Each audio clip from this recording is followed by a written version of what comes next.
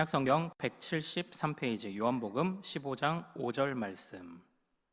자, 우리 같이 한 목소리로 읽도록 하겠습니다. 시작. 나는 포도나무요 너희는 가지라. 그가 내 안에 내가 그 안에 거하면 사람이 열매를 많이 맺나니 나를 떠나서는 너희가 아무것도 할 수 없음이라. 아멘. 아멘. 자, 오늘 우리가 함께 읽은 이 말씀 통해서요, 열매를 맺게 하시는 은혜라는 제목으로 하나님 말씀 같이 나누도록 하겠습니다. 오늘도 또 우리에게 또 귀한 가르침을 주실 또 주님을 기대하며 또 이 예배로 또 같이 나아가기를 소망합니다. 제가 어릴 적에 이제 다녔던 제 모교회죠. 제 모교회의 그 강단에는 어떤 한 과일 하나가 이렇게 조각이 되어 있었습니다. 어떤 과일이 조각되어 있었을까요? 나무 강단에, 이로 강단에 바로 포도송이였어요. 아마 예전 교회들 다니실 때 오래전 보면은 이제 마루바닥 같은 이제 그런 옛날 교회 인테리어 생각나시죠? 이제 거기 보면은 이게 포도송이가 이제 그려져 있는 그런 강단을 이제 사용을 했었습니다. 그 왜 포도송이가 굳이 그 예배 강단에 기록되어 있을까요? 사실은 이제 우리가 모두 잘 아시는 것처럼 이 포도송이가 갖는 또 많은 의미들을 우리가 잘 알고 있습니다. 이 포도송이는 이 적과 꿀이 흐르는 땅인 가나안의 상징과 같은 바로 그런 열매이기 때문입니다. 그래서 처음에 이스라엘 백성들이 출애굽을 하고 가나안 땅에 정탐꾼을 보냈을 때 그들 중에 여호수아와 갈렙이 메고 온 포도송이 메고 온 과일이 뭐였죠? 답을 이미 말해버렸네. 네, 메고 온 과일이 뭐였죠? 그게 포도송이였습니다. 포도송이. 그리고 그럼 퀴즈를 한번 내볼게요. 성경에서 포도를 가장 먼저 재배한 사람은 누굴까요? 넌센스 퀴즈 아닙니다. 포도를 가장 먼저 재배한 사람. 자, 그럼 질문을 바꿔볼게요. 가장 먼저 술 취했던 사람. 노아예요. 이게 성경에서 포도라는 단어를 검색을 해보면 노아가 제일 먼저 검색을 했다 나와요. 그 재배를 했다고 이렇게 나와요. 뭐 아마 최초는 아닐 건데 기록상으로는 그렇습니다. 그리고 재배도 잘했고 술도 취하고 어쨌든 이런 일이 있습니다. 심지어는 그 요셉이 그 옥에 갇혀 있을 때 요셉과 함께 옥에 갇혀 있던 그 왕의 술관원 있지 않습니까? 그 술관원이 꿈을 꿉니다. 그 꿈을 꾸었을 때 갑자기 포도나무가 나오고 그 포도에서 포도주가 나오고 그것을 이 술관원이 다시 왕에게 진상하는, 왕에게 드리는 그런 장면을 꿈을 꿉니다. 그러니까 요셉이 그 꿈을 보면서 이제 3일 안에 당신이, 사흘 안에 당신이 다시 왕의 자리로 나아갈 거다라는 예언을 하잖아요. 거기에도 포도가 나올 만큼 물론 품질의 차이는 있겠지만 이 포도 또는 포도의 열매에서 나오는 포도주라는 것은 왕에서부터 서민들까지 아우르며 즐기던 것이었고요. 그리고 그것이 분명히 풍성함을 상징하는 것도 이제 마찬가지 이유일 것입니다. 그래서 우리가 그 요한복음을 볼 때 그 예수님께서 처음으로 행하신 기적이 무엇이었습니까? 가나의 혼인잔치, 이제 이런 거였죠. 가나의 혼인잔치.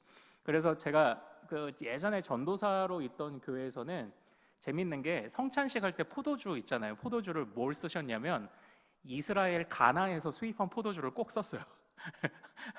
그렇게까지 했어야 됐나 하는 생각은 좀 들지만, 근데 그렇게까지 했을 만큼 이 가나의 혼인잔치에 물이 변하여 포도주가 됐다.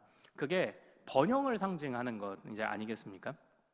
찾아보니까요, 지금도 이스라엘은 중요한 포도 생산지라고 합니다. 생산량은 우리나라 전체 생산량의 절반 정도래요. 그러나 이 세계가 주목하는 그 프랑스 보르도 아니면 칠레 이런 곳처럼 이스라엘에 있는 포도주 산지, 그 와인 산지를 세계가 굉장히 주목한다고 합니다. 그러니까 우리보다 훨씬 부가가치도 높고 극상품 포도가 열리는 그런 지역이라고 이야기를 합니다. 특별히 성지순례 가보셨나 모르겠습니다만 이 북쪽에 헐몬산이라고 하는 고지대에 가면은 사시사철 푸르른 그 포도 숲을 볼 수 있다고 합니다. 그곳에서 나온 이런 와인들이 굉장히 이제 품질이 좋다고 이야기를 해요. 그러니까 이스라엘은 말하자면요, 포도나무를 재배하기에 가장 좋은 환경들을 갖추고 있는 곳이 많이 있는 겁니다. 그래서 포도나무를 심었을 때 열매를 맺지 못하는 게 오히려 이상할 정도예요. 그러니까 그냥 심으면 나는 지역입니다. 여기가요. 만약 열매를 맺지 못하면 무언가 문제가 생겼다라는 것이죠. 자, 그런데 성경을 보면요, 이 포도나무, 특별히 이제 이스라엘에서 자주 눈에 띄는 나무로 비유하신 이유가 있습니다. 모든 조건을 다 갖췄는데도 열매를 맺지 못한다. 그럼 뭔가 문제가 생긴 것 아닙니까? 주님은 바로 이러한 모습을 바탕으로 이스라엘의 미련함과 죄악을 꼬집으신 적이 사실 구약에 많이 있어요. 그래서 우리 화면을 한번 좀 볼까요? 자, 이사야 선지자가 어떻게 했나 한번, 어떻게 고백했나 한번 봅시다. 자, 읽습니다. 시작. 땅을 파서 돌을 제하고 극상품 포도나무를 심었도다. 그 중에 망대를 세웠고 또 그 안에 술틀을 팠도다. 좋은 포도 맺기를 바랐더니 들포도를 맺었도다. 이렇게 되어 있어요. 여기 보십시오. 땅을 파서 돌을 제하고 뭡니까? 옥토밭을 만든 겁니다. 그리고 어떻게 해요? 포도나무 중에서도 좋은 묘목을 심었습니다. 그러면 무엇을 기대합니까? 당연히 좋은 포도가 열리겠지 해서 술틀까지도 미리 만들어 놨습니다. 그런데 어떻게 됐어요? 이게 헛수고가 돼버린 거예요. 그냥 참 모든 조건이 완벽하게 갖춰져 있는데도 열매를 맺지 못했다면 이건 무언가 문제가 생겼다라는 걸 의미하는 것 아닙니까? 그런데 이사야 선지자가 왜 이렇게 비유를 했냐? 우리 다음 화면을 좀 한번 보죠. 자, 5장 7절 같이 읽겠습니다. 시작. 무릇 만군의 여호와의 포도원은 이스라엘 족속이요 그가 기뻐하시는 나무는 유다 사람이라. 그들에게 정의를 바라셨더니 도리어 포악이요 그들에게 공의를 바라셨더니 도리어 부르짖음이었도다. 아멘. 이렇게 되어 있습니다. 그러니까 이 말씀에서 보여주는 것이 무엇입니까? 그 포도원이 누구라고 합니까? 이스라엘 족속이에요. 그 포도원이, 그 극상품 포도나무를 심어 놓은 그 포도원이 이스라엘 족속들이고 그 나무는 이스라엘 사람들, 백성들이었을 겁니다. 그런데 그들에게 주님이 바라시는 것이 있었죠. 무엇을 바라셨습니까? 이스라엘이 어떤 자들이었어요? 택함 받은 백성, 그리고 또 궁극적으로는 뭐죠? 하나님의 형상이잖아요. 하나님의 형상. 그런데 그들이 그 좋은 하나님의 형상을 가지고, 그 좋은 하나님의 택함 받았다는 백성의 지위를 가지고 그 좋은 땅에서 뭘 했습니까? 정의롭지 못했던 거예요. 정의를 맺지 못했던 겁니다. 그러니까 이게 뭐가 문제인 건가요? 극상품 포도나무도 심어놨습니다. 땅도 골라놨습니다. 자, 이게 농부의 문제입니까? 아니에요. 그 나무의 문제인 겁니다. 그 뿌리에 무언가 문제가 생겼다는 것을 이제 말하는 것 아닙니까? 그래서 이 이사야 선지자는요, 이사야 5장 5절에 제가 대표로 좀 설명을 드리자면 그 결과는 불보듯 뻔해요. 열매를 맺지 못하면, 모든 조건들을 갖춰줬는데도 열매를 맺지 못하면 결과는 어떻습니까? 뽑아 버리는 겁니다. 참고로 요즘 제가 이제 뭐 영천이나 이런 곳에 좀 고속도로 왔다 갔다 할 때 이제 멀리 있는 이런 산들을 보면서 와, 벌써 단풍이 지네? 이렇게 생각을 했는데 조금 가다 보니까 이상한 거예요. 그게 뭐냐면 소나무가 단풍이 지는 일을 보신 적 있으세요? 없어요. 생각해 보니까 소나무는 사시사철 푸르른 종이잖아요. 근데 소나무가 갈색이에요. 이게 뭘까요? 이게 병들은 거예요. 병들어서 죽은 겁니다. 소나무 재선충인가?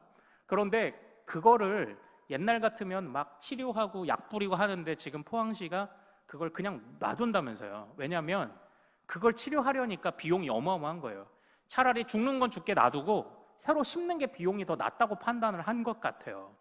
이게 장사꾼들은, 사업을 하는 사람은 이런 논리로 나아가요. 사업을 하는 사람들은 포도를 심었습니다. 모든 조건을 갖춰줬는데 열매를 못 맺어요. 그럼 어떻게 합니까? 뽑아 버려야 되죠.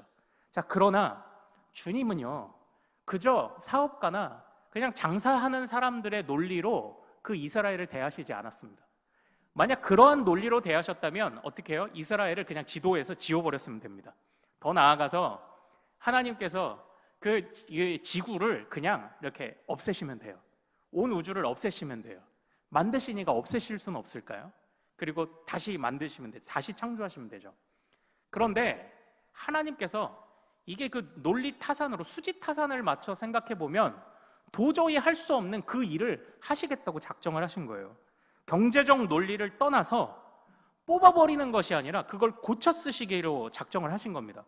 그 고쳐 쓰시는 방법이 무엇입니까? 바로 예수 그리스도께 그 백성들을, 우리를 접붙이시기로 작정하신 것이, 이게 바로 하나님의, 참 우리를 살리시려는 하나님의 은혜인 줄로 믿습니다. 뽑아 버려야 돼요. 사실은 뽑아 버려야 돼요. 그래서 제가 이제 존경하는 목사님이 항상 즐겨 표현하시는데, 그 교회에서도 이 말씀을 하면 이해는 하지만 성도들이 많이 마음이 불편하다고 그렇게 여긴답니다. 그래도 꿋꿋이 쓰시는 그런 표현이 있는데, 정말 그 목사님 뭐라고 표현하시냐면, 죄로 따지면 우리가 국가대표다. 이렇게 하세요. 죄로 따지면 우리가 국가대표다. 죄로 따지면.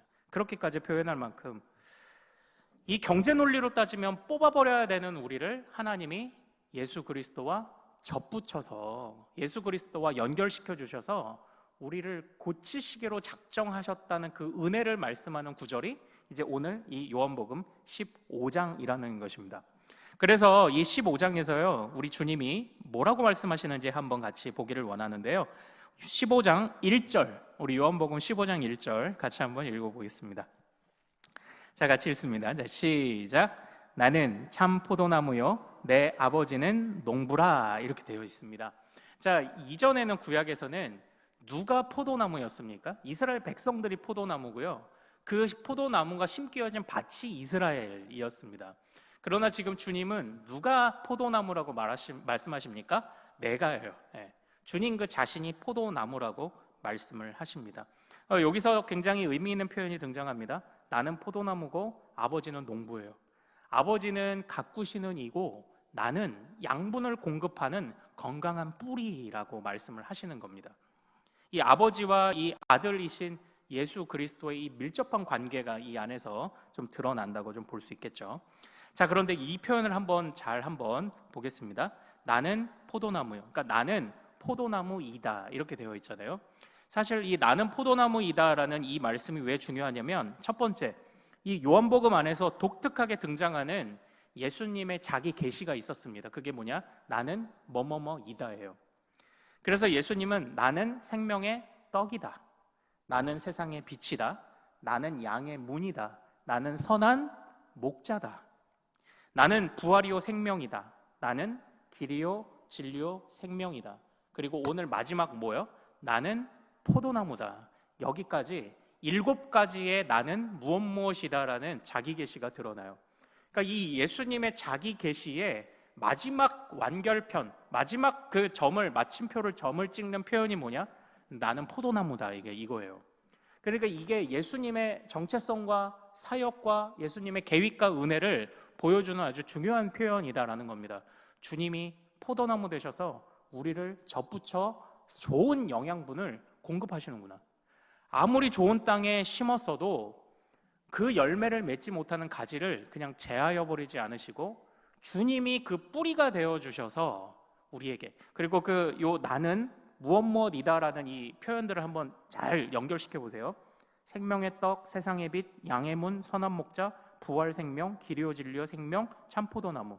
결국 이 모든 것이 아우르는 핵심 그 메시지가 뭔가요? 주님은 생명을 주시는 분이다. 그러니까 나는 참 포도나무다. 이것이 무엇입니까?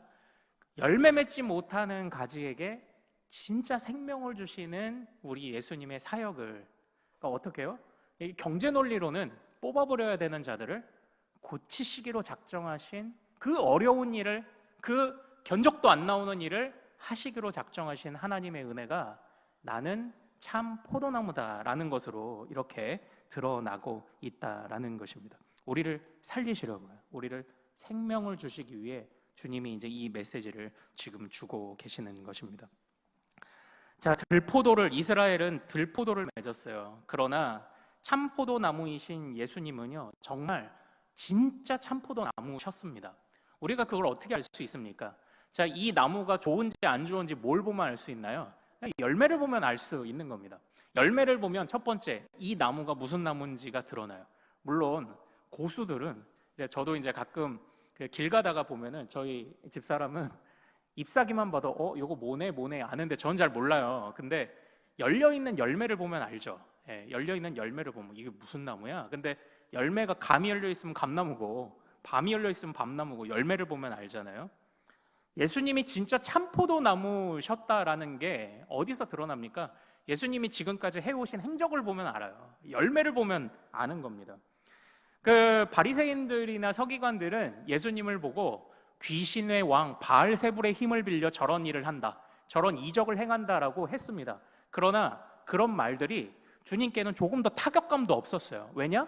아니니까. 우리가 보는 그 주님의 모습도요, 그런 그들의 말이 거짓인 게 왜 드러납니까? 열매를 보면 귀신의 왕이 할 수 있는 열매가 아니거든요. 이 주님이 우리에게 여태까지 보여주신 그 모든 열매들을 보면 그 주님이 어떤 나무였는지, 어떤 건강 상태를 가지고 있는지 우리는 알 수 있죠. 그분은 참 하나님이셨고 참 하나님의 아들이셨다는 게 그 열매로 드러나는 것 아닙니까? 마찬가지로요, 우리의 믿음도 사실은 어떻게 드러나야 합니까? 중요한 교훈을 얻죠. 열매로 아는 거예요. 열매로.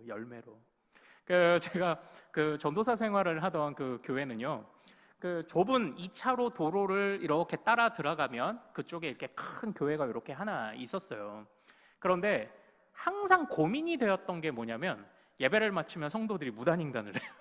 신호가 있는데도 불구하고. 예.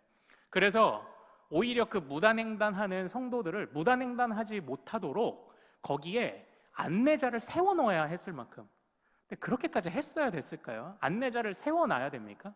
그냥 알아서 잘 건너면 필요 없어요. 근데 굳이 비가 오나 눈이 오나 거기에 신호 잘 지키라는 안내자를 세워놓아야 할 만큼 그런 일들이 좀 있었어요. 그래서 이제 우리가 그런 얘기들을 서로 논하고 하다가 조심하자 이렇게 또 결정을 했고요. 또 제가 대전에 있을 때도요, 그 횡단보도가 이쪽 있고 또 저쪽에 있어요. 그런데 우리는 요 바로 길 건너에 있는 카페를 가려면 말하자면 그 2차로 도로에 무단횡단을 또 하게 되는 겁니다.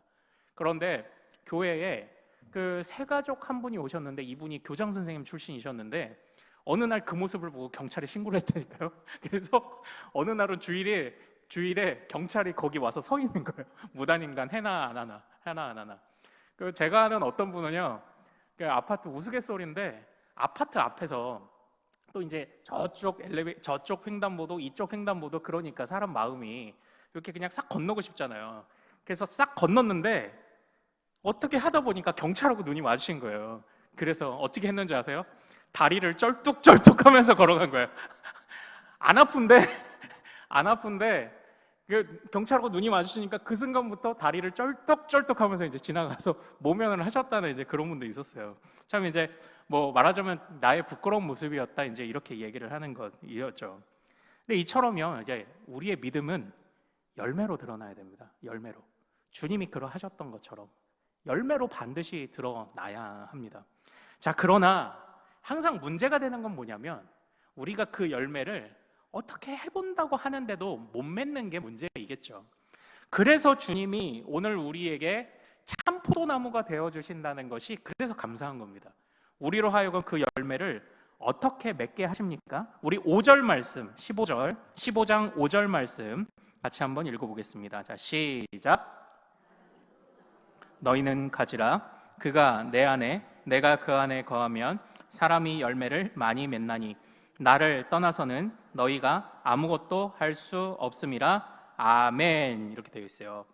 그래서 여기서 그 열매를 맺어야 하는데, 우리도 드러나는 열매로 평가받아야 되는데, 와, 나는 그 열매를 왜 못 맺고 있는가 할 때 주님이 우리에게 이 5절 말씀을 주십니다.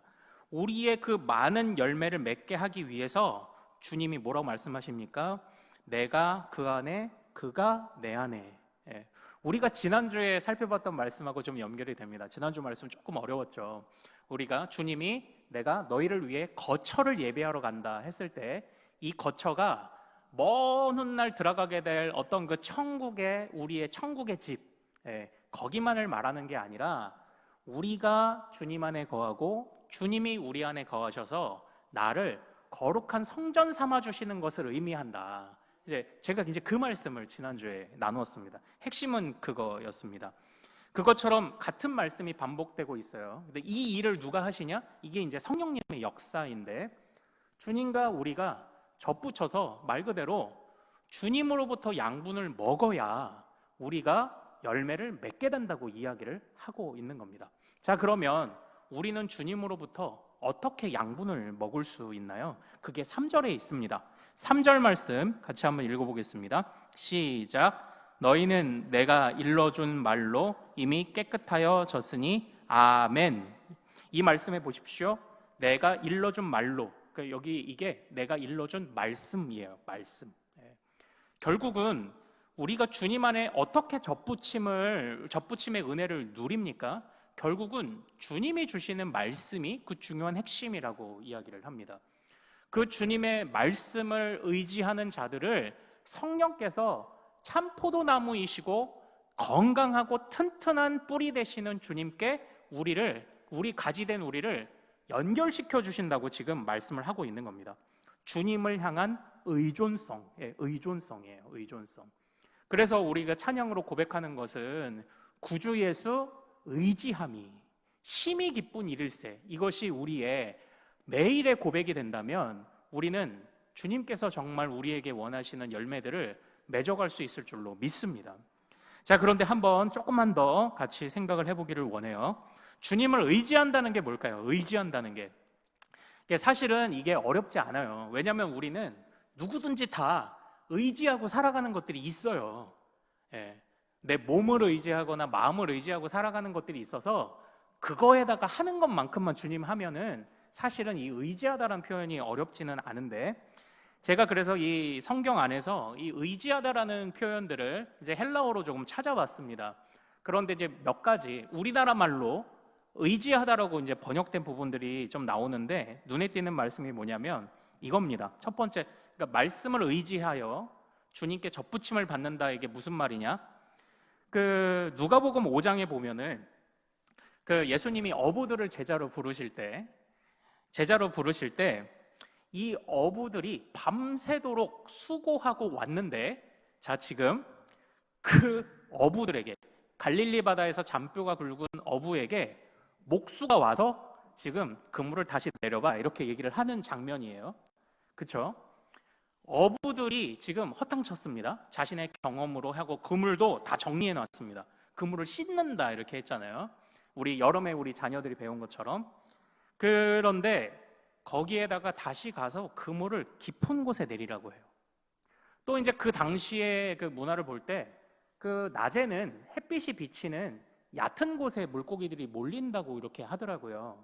그 문화를 연구하는 이제 학자들이 보면. 그런데 깊은 곳에, 아침에 깊은 곳에 내린다는 사실은 이게 좋은 방법이 아닌 겁니다.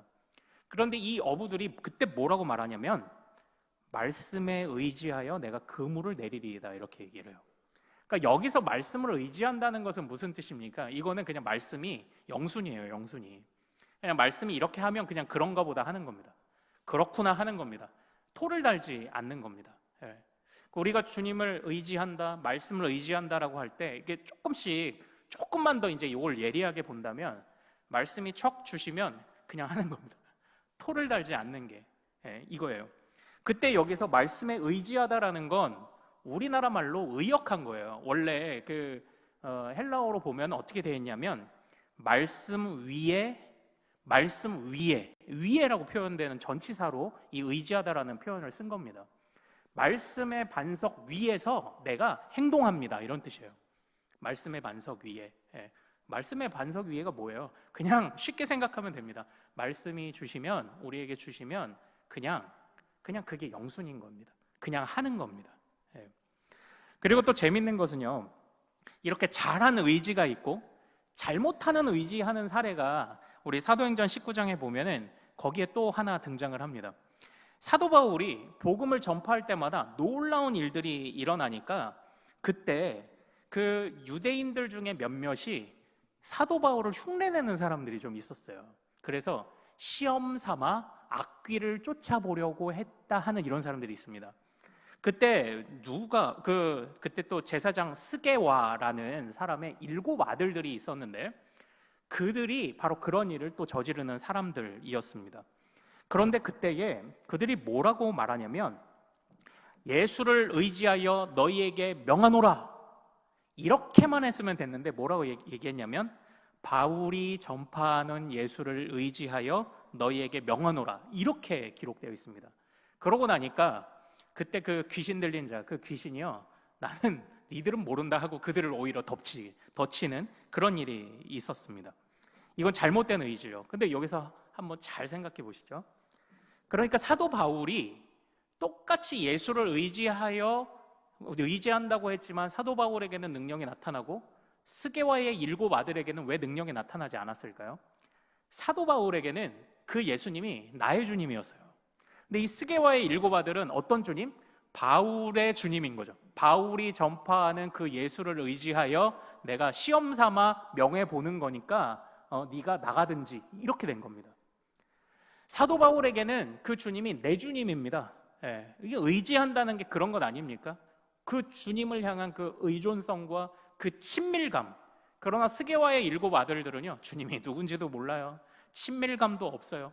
그 이전에 우리 지금도 이제 계속 그 후유증이 좀 남아 있는 곳이 있지만, 우리 포항에 지진이 생겼을 때 그때 뉴스에서 어떤 이야기들이 많이 나왔냐면, 필로티 구조라는 그런 그 건물을 아시죠? 빌라인데 1층은 기둥으로 되어 있어서 주차장으로 쓰고 그 위에 기둥 위에 건물이 올라가 있는, 제가 사는 사택도 그런 구조입니다. 그런데 포항에 지진이 났을 때 문제가 된 게 뭐예요? 이 건물을 떠받치는 필로티 구조 1층의 기둥이 균열이 생긴 게 이게 문제 아닙니까? 그러니까 이 건물을 철거해야 되냐 말아야 되냐를 고민하는 그런 순간이 있었던 거죠.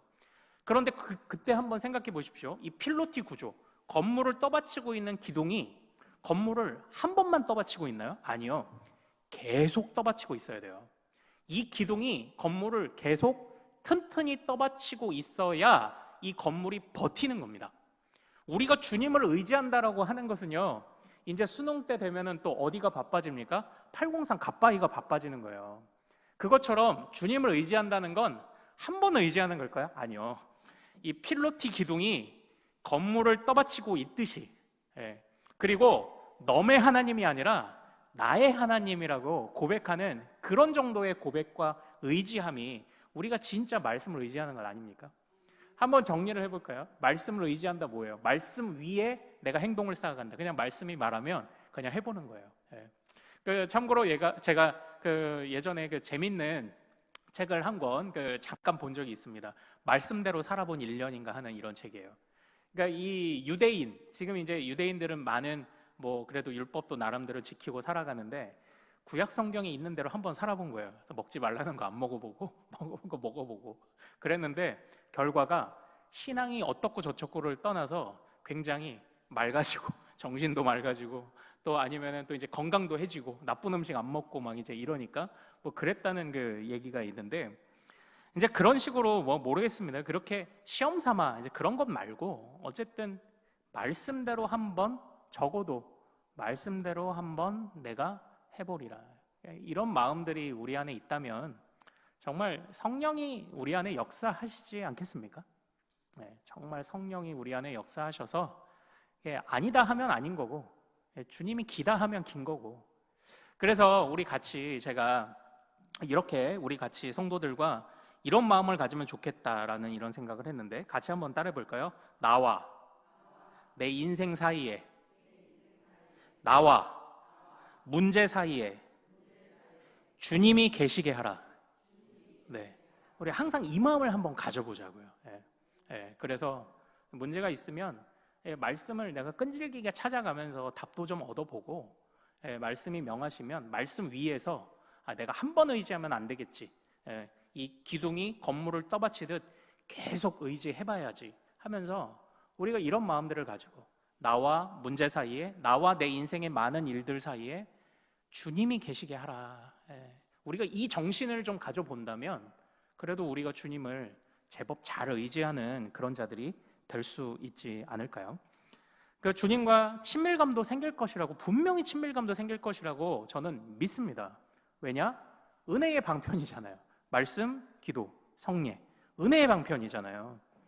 수능 기도회 때 803 갓바위처럼 주님을 찾지 말고, 기둥이 건물을 한 번만 떠받치면 되는 게 아니듯이 계속적으로 나와 내 인생, 나와 내 문제 사이에 주님이 계시도록 한번 해보는 겁니다.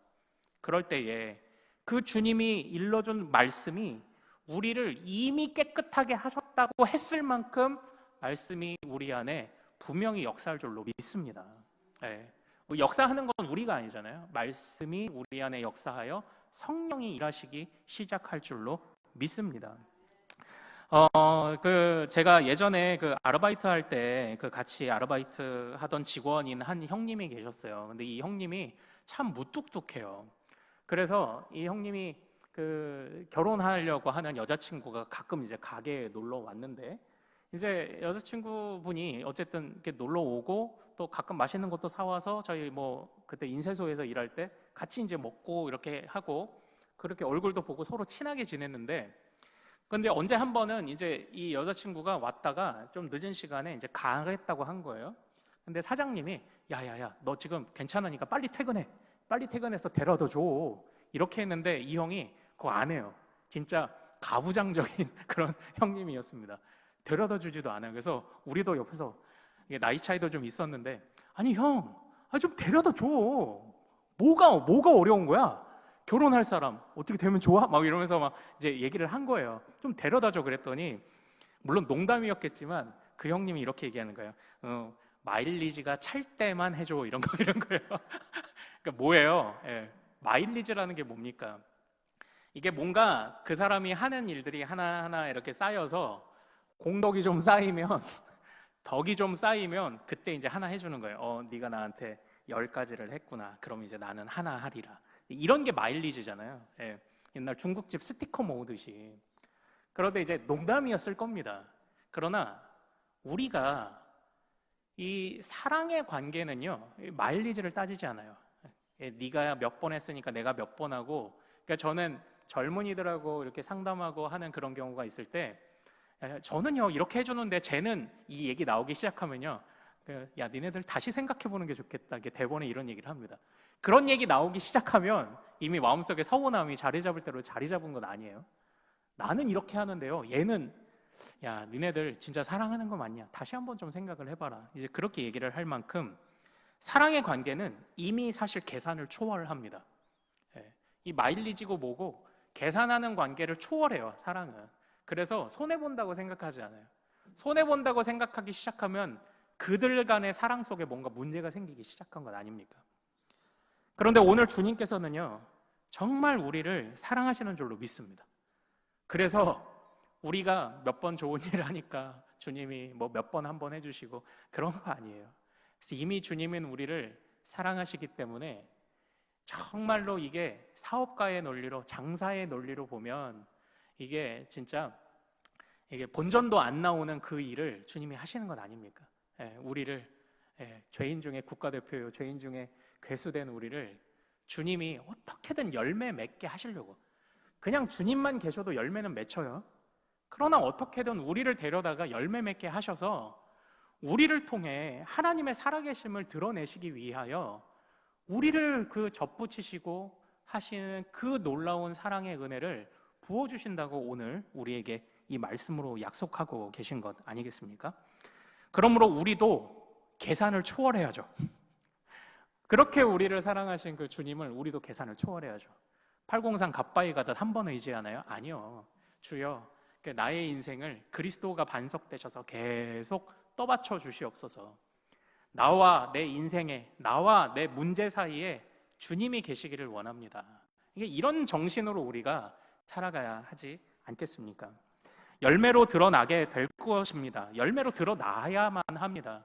그러나 우리 스스로 열매를 맺을 수 없죠. 항상 말씀으로 역사하시는 주님 위에, 말씀 위에 우리의 인생을 쌓아가기를 소망합니다.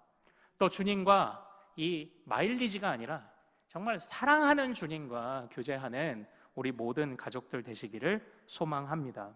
그때에 우리는 지금 모든 조건이 갖춰져도 하나님의 형상이라고 우리는 말하며 스스로의 자존심을 말하지만, 그러나 맺히는 열매는 하나님의 형상의 열매들이 아닌 것들이 많지만, 그러나 하나님께서 우리를 붙잡아 정말 좋은 열매들 맺게 하실 것을 확신하며 오늘도 하나님과, 내일도 하나님과 같이 동행하며 걸어가는 우리 큰숲의 모든 가족들 되시기를 소망합니다.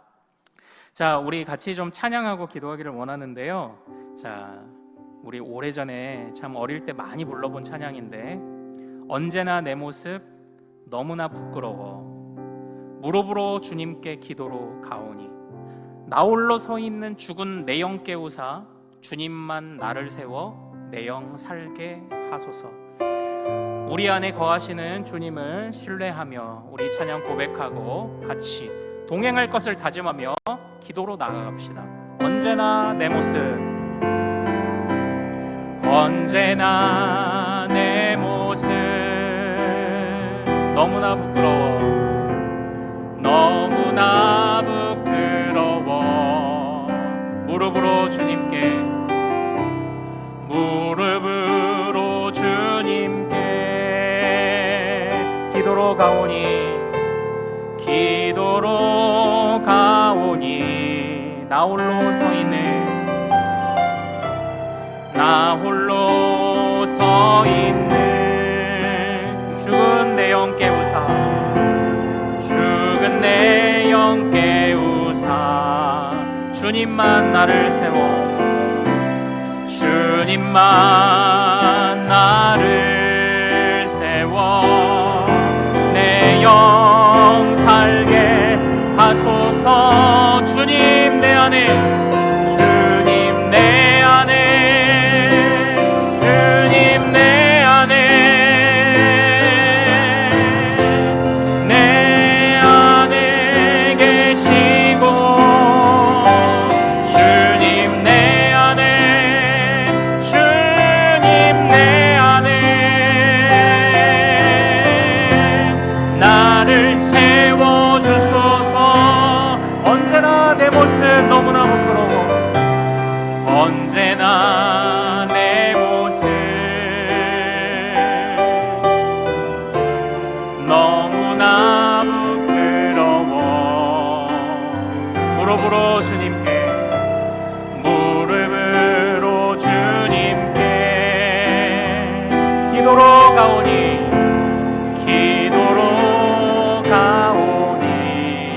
나 홀로 서 있네, 나 홀로 서 있는 죽은 내 영 깨우사, 죽은 내 영 깨우사. 주님만 나를 세워, 주님만 나를 세워 내 영 살게 하소서. 주님 내 안에, 주님 내 안에, 주님 내 안에, 내 안에 계시고, 내 안에 계시고, 주님 내 안에, 주님 내 안에 나를 세워주소서. 주님 내 안에, 주님 내 안에, 주님 내 안에, 주님 내 안에, 내 안에 계시고, 내 안에 계시고, 주님 내 안에, 주님 내 안에 나를 세워주소서. 주님 내 안에, 주님 내 안에, 주님 내 안에, 주님 내 안에, 내 안에 계시고, 주님 내 안에, 주님 내 안에 나를 세워주소서. 자, 우리 이 시간 같이 말씀을 붙잡고 또 우리가 올려드린 이 찬양의 가사처럼 주님 내 안에 계심을 믿습니다. 그런데 내가 그 주님을 친밀하게, 사도 바울이 그랬던 것처럼 나의 하나님으로 여긴 것이 아니라 저 사도 바울이 믿던 그 하나님, 우리가 정말 주님이 내 안에 계시다고 말은 하는데 그 주님을 남보듯 하고 우리가 지내왔던 것은 아닌가? 또 돌아보기를 원합니다. 우리가 주님을 좀 외롭게 한 것은 아닌가? 문 밖에 서서 두드리시는 그 주님의 그 음성을 항상 외면했던 것은 아닌가?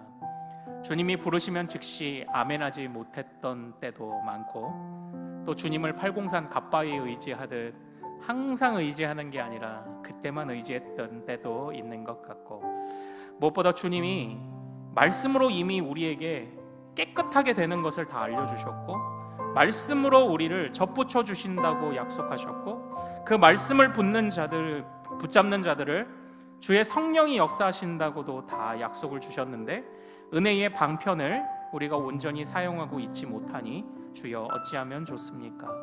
하나님, 이 시간 또 우리가 회개합니다. 회개 기도만이 아니라 회개하고 유턴하여 돌이켜 이제는 좋은 열매 맺기 위하여 주님께 더 딱 붙어 있겠습니다. 주여, 또한 우리 안에 겉으로 보이는 우리의 삶도 주여 정말 진심으로 우리가 하나님의 열매, 하나님의 백성의 열매, 하나님의 형상의 열매를 맺을 수 있도록 도와주시옵소서. 주님을 더 깊이 알아가고 주님과 교제하고 친밀감이 쌓여가고 주님이 명하시는 하나님 사랑과 이웃 사랑을 우리가 하게 하옵소서. 하나님, 나와 문제 사이에 주님이 계시기를 원합니다. 하나님, 참으로 사랑하지 못했고 하나님 돌보지 못했고 하나님이여 내 고집이 아직도 있고 내 미련함을 부끄러워하지 못했고 이 모든 것들 사이에 주님이 계시기를 원하오니 주여 이제는 좋은 열매 맺게 하옵소서. 자, 우리 제목으로 항상 우리의 내면을 점검하며 주여 이름 크게 한번 부르고 같이 기도합니다. 주여!